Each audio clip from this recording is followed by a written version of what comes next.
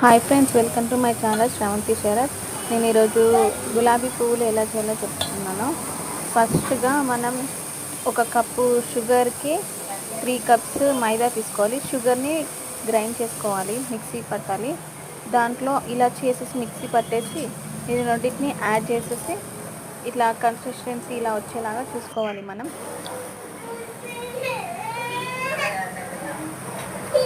Next పువ్వులు వేసుకునేది ఇట్లా ఆయిల్లో హీట్ అయ్యాక ఆయిల్లో ఫస్ట్ ఈ పువ్వులు వేసే గరిటెని ఇలా పెట్టుకోవాలి.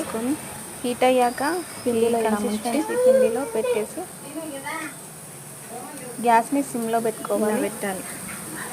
సో ఇలా సిమ్లో పెట్టుకోవాలి. ఫ్లవర్ అనేది వస్తుంది.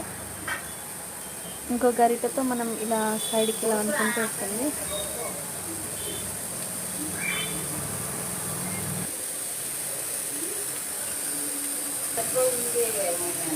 ఇలా గంటె ఉంటుంది కదా, దీన్ని ఇలా పెట్టి ఇలా ఇలా ఇలా ఇలా అనుకుంటూ సైడ్కి తీస్తే ఇలా వస్తుంది.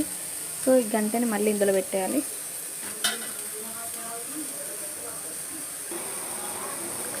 చాలా చేస్తే ఇలా మాడిపోతుంది.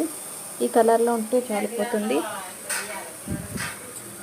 అంతే, ఎంతో రుచిగా ఉండే ఫ్లవర్స్